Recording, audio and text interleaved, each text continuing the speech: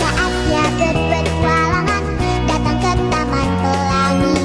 Bersama teman-teman semua, yuk kita saling membantu. Aku punya tas berlari dengan si Joko. Bergegaslah ayo berpetualang. Saatnya rainbow. Assalamualaikum warahmatullahi wabarakatuh. Perkenalkan, nama saya Nazifa Akila dari kelas 10 ADP 3.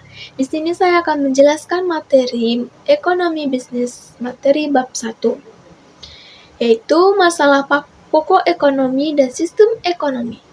Yang pertama, pakar ekonomi klasik. 3 masalah pokok ekonomi klasik yaitu produksi, distribusi, dan konsumsi. Produksi ialah menghasilkan barang dan jasa dan disebut dengan produsen. Distribusi ialah menyalurkan barang dan jasa dari produsen kepada konsumen, disebut dengan distributor. Konsumsi ialah menghabiskan nilai guna suatu barang atau jasa, baik secara langsung maupun secara bertahap, disebut dengan konsumen. 2 pakar ekonomi modern. 3 masalah pokok ekonomi modern yaitu what, how, dan for whom. What artinya apa barang atau jasa yang akan diproduksi. How artinya bagaimana cara memproduksi barang atau jasa. For whom artinya untuk siapa barang dan jasa diproduksi. Biaya peluang.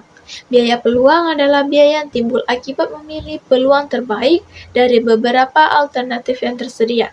Contohnya, Farhan baru saja menyelesaikan kuliahnya dan Farhan ditawarkan pekerjaan. Ada 2 pekerjaan yang ditawarkan kepada Farhan. Yang pertama, perusahaan A dengan gaji sebesar 5 juta dan perusahaan B dengan gaji 4 juta. Farhan memilih perusahaan A karena gajinya lebih besar, sedangkan perusahaan B gajinya 4 juta yang akan menjadi yang dikorbankan dan menjadi biaya peluang. Sistem ekonomi. Sistem ekonomi tradisional adalah sebuah sistem ekonomi dalam organisasi kehidupan ekonomi yang berdasarkan kepada kebiasaan atau tradisi masyarakat turun-temurun. Ciri-cirinya yang pertama, belum ada pembagian kerja yang jelas, menggunakan teknologi yang sederhana. Yang ketiga, hidup tergantung dengan alam. Yang keempat, masih menggunakan barter sebagai sistem pertukaran. Kelebihannya, yang pertama, persaingan usaha yang tidak sehat sangat minim. Yang kedua, tidak ada beban berat yang harus dipukul masyarakat. Yang ketiga, pertukaran secara barter dilandasi rasa kejujuran daripada mencari keuntungan. Yang keempat, menimbulkan rasa kekeluargaan dan gotong royong masing-masing individu dalam memenuhi kebutuhan hidupnya. Kelemahannya, 1. Produktivitas sangat rendah karena menggunakan teknologi sederhana. Yang kedua, mutu dan standar hasil produksi rendah. Yang ketiga, masyarakat masih dengan pola pikir yang statis. 2. Sistem ekonomi liberal adalah suatu sistem ekonomi yang menghendaki kebebasan yang seluas-luasnya bagi setiap individu dalam melakukan tindakan ekonomi tanpa campur tangan pemerintah. Laissez-faire adalah suatu kondisi di mana pemerintah benar-benar lepas tangan dalam pengambilan keputusan ekonomi.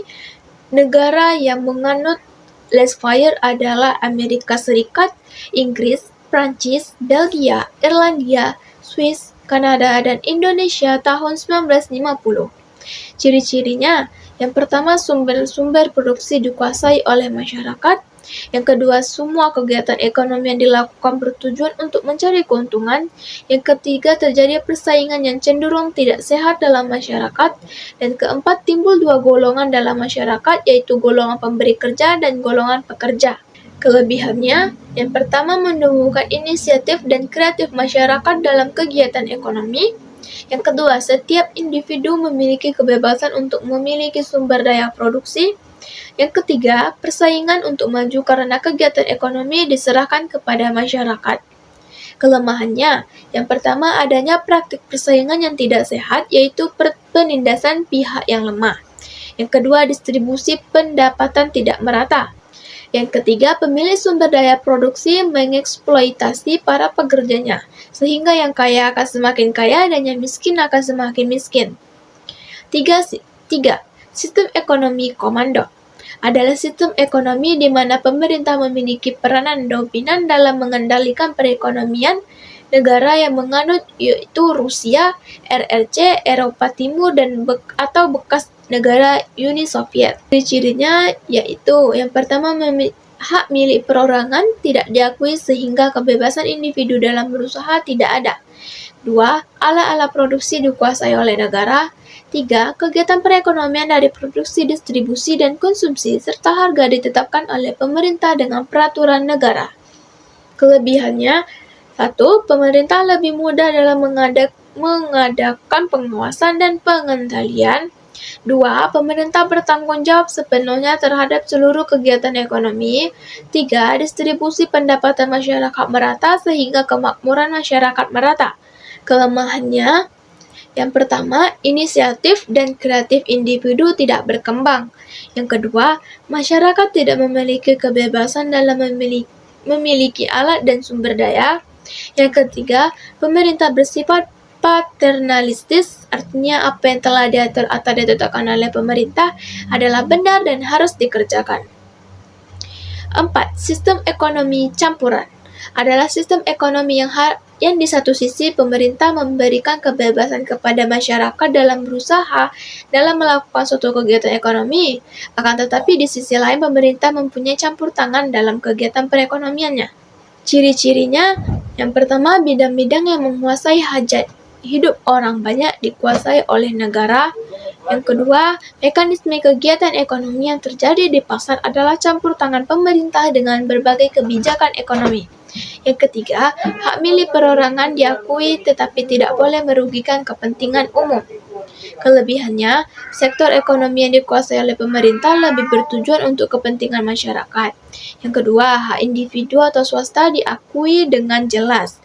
Yang ketiga, harga lebih mudah untuk dikendalikan. Kelemahannya, yang pertama, peran pemerintah lebih berat dibandingkan dengan swasta.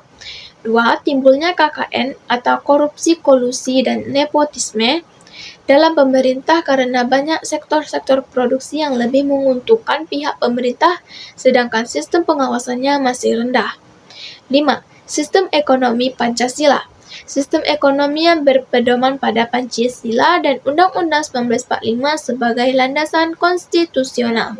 Ciri-cirinya, yang pertama, perekonomian disusun sebagai usaha bersama berdasarkan atas dasar kekeluargaan. 2. Cabang-cabang produksi yang penting bagi negara dan menguasai hajat hidup orang banyak dikuasai oleh negara. 3. Bumi, air, dan kekayaan alam yang terkandung di dalamnya dikuasai oleh negara dan dipergunakan untuk sebesar-besarnya memakmurkan rakyat. Karakteristik perekonomian Indonesia. Pertama, pemerintah dan swasta sama-sama hidup berdampingan secara damai.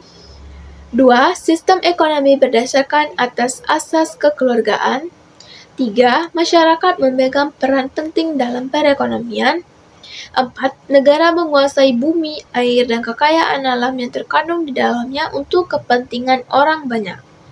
Hal-hal negatif yang harus dihindari, yaitu sistem ekonomi liberal yang bebas yang mengakibatkan perekonomian Indonesia lemah di mata dunia. 2. Sistem ekonomi komando yang mengakibatkan matinya pihak-pihak swasta karena semua kegiatan ekonomi dikuasai oleh negara. 3. Persaingan yang tidak sehat. Baiklah, sekian penjelasan dari saya. Wassalamualaikum warahmatullahi wabarakatuh.